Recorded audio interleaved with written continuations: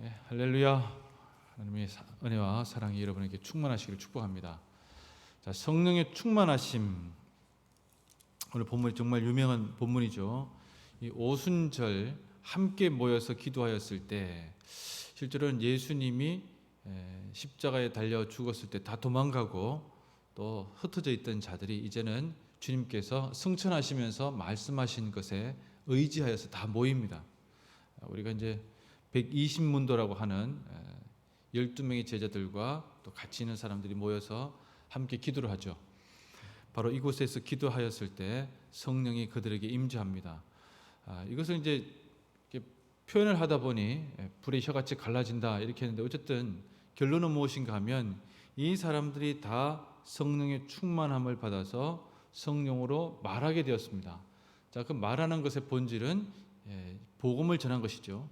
그런데 그 복음이 각 나라에서 온 사람들이 다 자기 나라 말로 듣게 되는 놀라운 일이 생깁니다. 자, 이 방언, 오순절 이 성령 강림으로 인한 방언을 듣게 되는 이 일은 아마 그 다음에 다시 재현되는 일은 없었어요, 그죠? 그러나 이것이 아주 중요하면서도 실제로 일어난 일일 뿐만 아니라 이것에 대한 아주 중요한 상징적인 의미가 있습니다. 그건 무엇이겠습니까?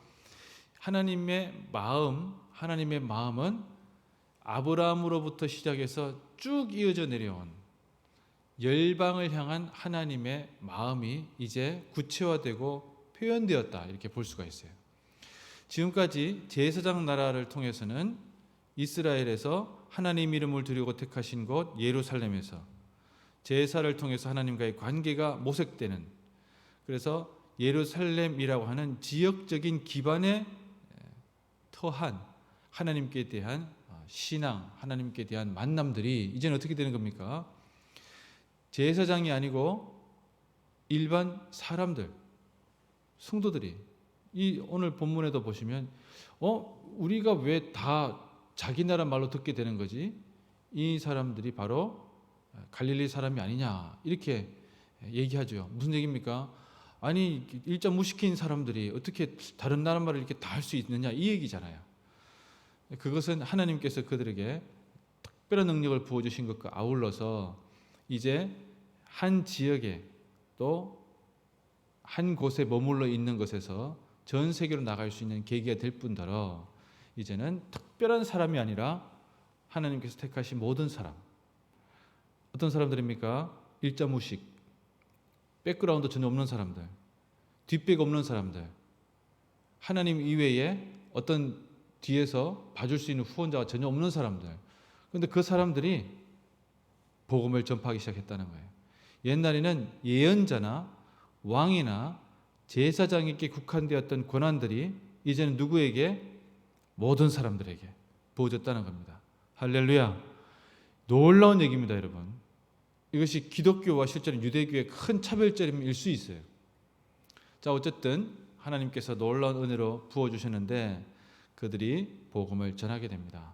그래서 한 나라, 한 민족, 한 장소에 국한될 수 있던, 물론 국한됐다기보다는 그것을 통해서 제사장 나라의 꿈을 일궈 가셨던 하나님께서 이제는 어떻게 됩니까? 예수 그리스도의 십자가의 죽으심으로 성전의 휘장이 위에서 아래로 찢어지죠. 그래서 성소와 지성소의 구분이 사라짐과 아울러서 실제로는 성전의 기능이 없어지게 됩니다. 자, 이렇게 없어진 성전의 기능을 누가 대신할 수 있느냐? 오늘 성령 강림을 통해서 누가? 바로 너희가, 너희 육체가 된다는 거예요. 자, 그래서 이것에 대해서 사람들이 좀 의아하게 생각하죠.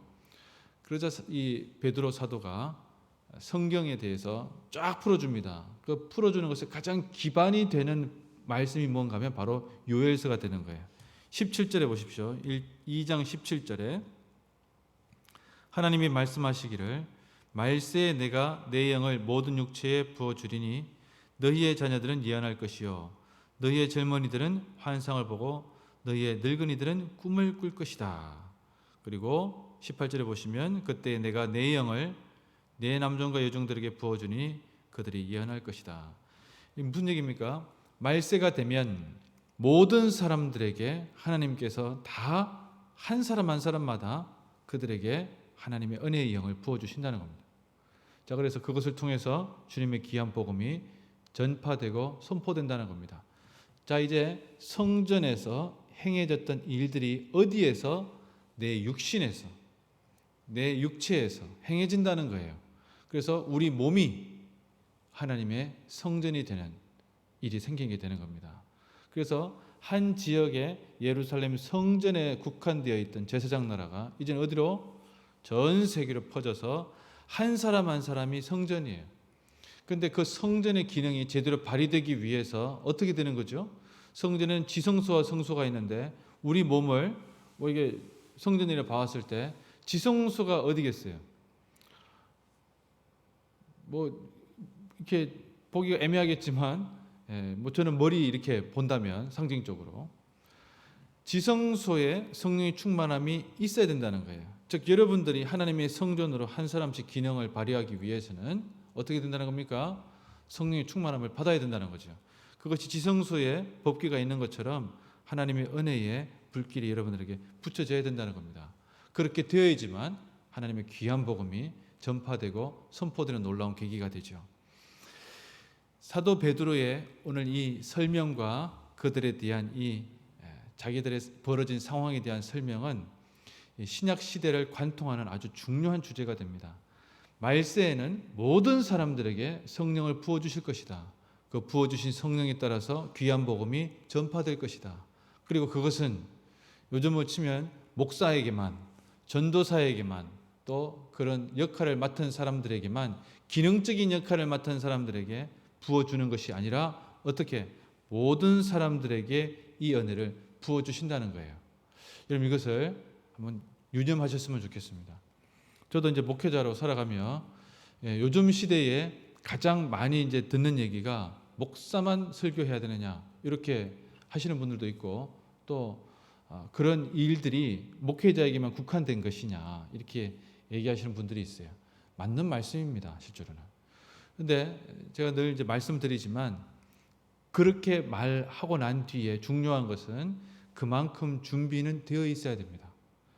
단순한 표현은 그렇습니다만은 성령의 충만함을 받는다고 하는 것이 오늘 이 오순절 성령 강림 사건을 염두에 두고 이렇게 되면 내가 옛날에 그랬죠. 방언 받으면 내가 영어 방언 받으면 좋겠다. 이건 성령을 모독하는 겁니다. 영어 받으면 좋겠다. 그럼 영어도 할 수 있으니까. 이런 식의 생각들이 오늘 본문에 나와 있는 것이 아니고, 우리가 주님께서 주신 은혜 속에서 어느 민족, 어느 누구에게나 주님의 귀한 복음을 전할 수 있어야 된다는 것이고, 하나님께서는 그렇게 하게 하신다는 거예요. 그런 것에 자기 자신을 개방하라는 것입니다. 하나님의 귀한 일들을 감당할 때 저는 뭐 이렇게 해서 안 되고 저렇게 해서 안 되고 이런 얘기 하지 말고 주님께서 허락하신 귀한 일들 속에 감당할 수 있도록 기도하고 간구하면 주님께서 놀라운 은혜를 부어주신다는 것입니다. 오늘 하루도 여러분의 삶을 살아가면서 여러분의 삶의 자리에서 어느 곳에서든 성령의 인도하심 가운데 귀한 복음이 전파되기를 원합니다. 여러분 그것은 목사에게만 주어진 것도 아니고요. 안수 집사님, 장로님에게만 주어진 것도 아니고 권사님에게만 주어진 것도 아니고 다 할 수 있습니다. 그러나 중요한 것은 우리가 성령 앞에서 겸손히 엎드리는 것입니다. 그래서 성령의 충만함 속에서 주님의 귀한 복음을 담대하게 전할 수 있고 그렇게 생각나고 깨닫게 하실 줄로 믿습니다. 그런 귀한 은혜 가운데 살아가는 오늘 하루가 되도록 합시다. 기도하겠습니다.